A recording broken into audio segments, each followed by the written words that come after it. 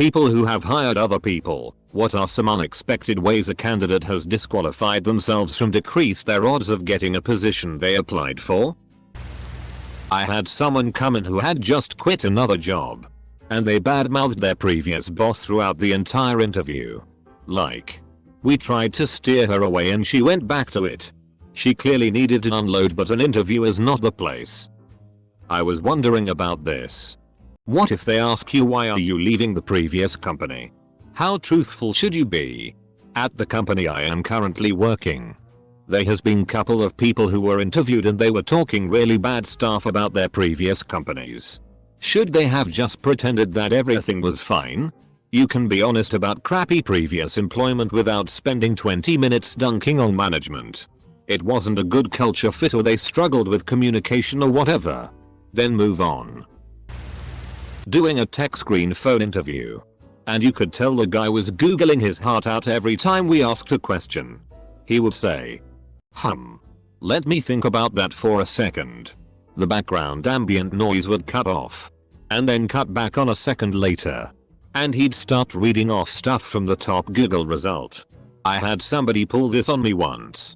It was the most obvious thing in the world. There'd be this huge pause before they'd all of a sudden just start rattling all kinds of facts off. If you actually knew the answer to that level of detail, it wouldn't take 15-20 seconds for you to start answering questions. At one point I brought up the Wikipedia page for the subject on my phone while she answered and silently followed along with her as she pretty much read it out to me. This was my first phone interview ever. So my boss was sitting in with me. Afterwards he told me that he nearly closed the interview by saying, well, you have a good Wikipedia level understanding of things, but you're not quite what we're looking for. Double quote. Had a guy who reluctantly told me he used to work at a sex shop to try and save him from feeling weird. I told him that my wife has always found it fascinating and would love to work in one. His response, well, isn't she a f***ing weirdo? If I was the interviewer, I'd have to leave the room, I'd be laughing so hard. I hope there was no pause and he just said it without having to think. That would make it 20 times funnier. I just remembered one more. I had a candidate bring his mother into an interview. As in actually trying to help him answer. I asked her to leave and then told him directly that she is harming his career. He was fresh out of undergraduate. But that's still pretty bad. Close bracket. I interviewed a kid who was 19 and his dad came to the interview. At first I was pretty set on not hiring him solely on the fact that his dad was there.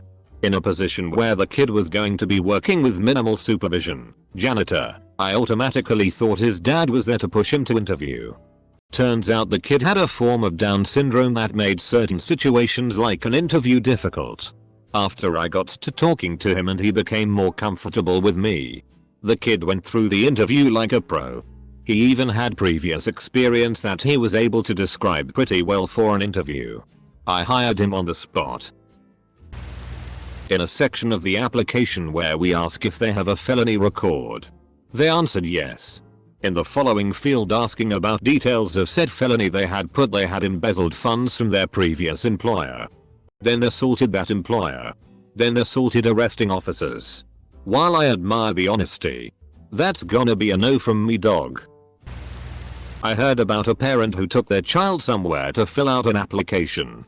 While the kid was filling out the application, the parent struck up a conversation with the manager, saying how their kid is lazy, disrespectful, and never listens, and how they want this job to whip their kid into shape. After they leave, the manager tosses out the kid's application. I owned an IT services company and two candidates have always stood out. Once brought his mom to the interview. He was 23, and she answered the questions. The second had a 2-page resume with one job in his history but spent the rest of the resume talking about his Boy Scout experience and that he was an Eagle Scout. I interviewed him just to see what he would do and sure enough every question I asked was answered with the preface as an Eagle Scout. The dude was 20. I don't f***ing care about you being an Eagle Scout and it doesn't mean anything to me. I've been on several hiring committees, and once we were attempting to hire for a programmer position and one of the candidates was asked something to the tune of, "A user has experienced a bug with some software you've written. How do you handle the situation?" And the candidate answered something along the lines of, "I would take the software back to the vendor and ask them to fix the bug." The obvious answer being, you're the programmer. You document and fix the bug. Overall, it wasn't a nail in the coffin answer, mind you, but adding this candidate's no programming experience and no knowledge of any individual programming language, it was enough to make us pass on this particular person. Parking in a clearly designated reserved spot right in the front of the building. It just shows to me that you don't have any respect for our rules. Going through the weed out process for a county sheriff's department. On the second day we were told, tomorrow morning, go to this other building. Do not under any circumstances park in the first 4 rows of parking spaces. About an hour after the third day began, a female deputy read off a list of about a dozen names and announced, if you recognize a name on that list as yours or the owner of the car you drove, proceed to the front desk to have your car unbooted so that you may leave the premises. Your application has been disqualified for failure to follow very simple instructions. You may reapply in 6 months. It was brutal.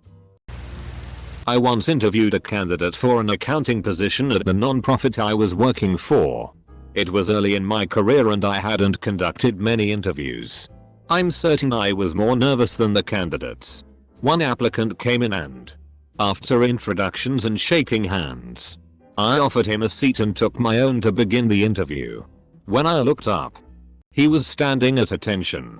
When I asked him to take his seat, he refused and referenced his military service.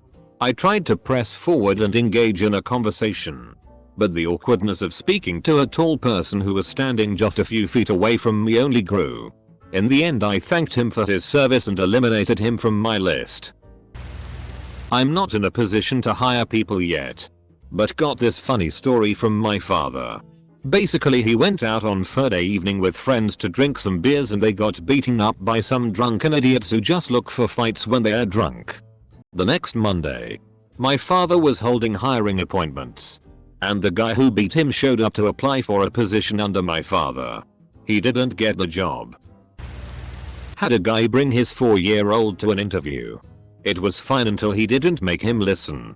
It was the middle of January and the kid continuously opens and closes the door while saying, "Ooh daddy, it's cold outside." I asked him to tell him to stop and he just kinda nodded at me and let him continue. It got to the point where I had to get up and lock the door. Kid made a huge fuss. Dad completely ignored him. And I got to listen to a screaming kid for the next 10 minutes.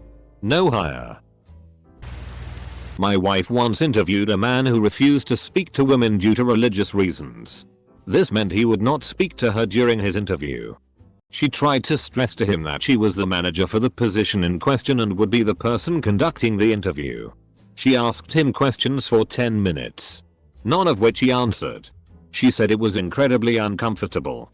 The strange thing was that he was not a new hire and had like 12 years experience at another company. Not sure how you can make it 12 years when refusing to work with or talk to women. I was teacher and one time I had a parent-teacher conference in which I mentioned that their son seemed to have a hard time following directions.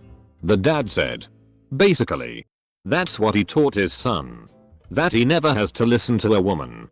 They also believed that their daughter's education wasn't important because she was pretty. Refused to say, I don't know. Usually, our interviews for software engineers are set up to increase the difficulty of questions until it's really unlikely and unexpected that the candidate will be able to answer them.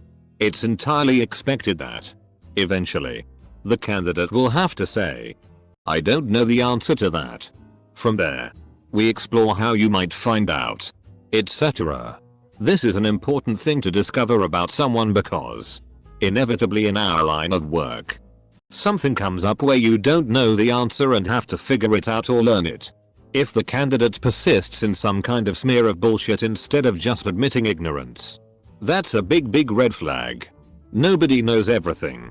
And the true judge of a software engineer's competence is how well they learn something new. Not so much what they already know. 2 stories here. While I was a manager of a blockbuster, RIP, I asked an applicant if he had any questions. He looked me dead in the eye and asked, how do you handle people copying the DVDs? Is there a system in place here that can detect it? I was dumbfounded. That was pretty much a dead giveaway why he was there. Later found out that he frequents other rental outlets, rents multiple DVDs at a time and returns them the same day. While I was an AGM for a hotel, I was interviewing a gentleman for a front desk position.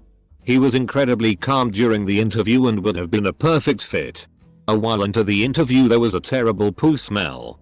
We were the only 2 people in the room, so I knew he was the one that let it slip. No harm done. It happens and I wasn't going to point it out even though it was a terrible smell and you could definitely tell by the look on my face. But he just looks at me and says, do you need to go real quick? He literally blamed me for his fart. Edit for clarification. I saw the guy do the little side lean but thought nothing of it at the time.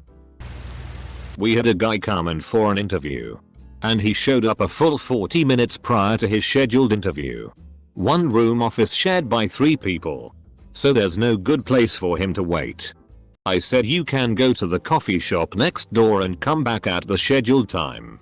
He said, no, I'll just wait here, I have a phone call to make. He proceeds to have a very loud phone conversation in our 1 room office. When it was finally time for his scheduled interview, he was still on the phone, and actually shushed me and said, I'm on the phone.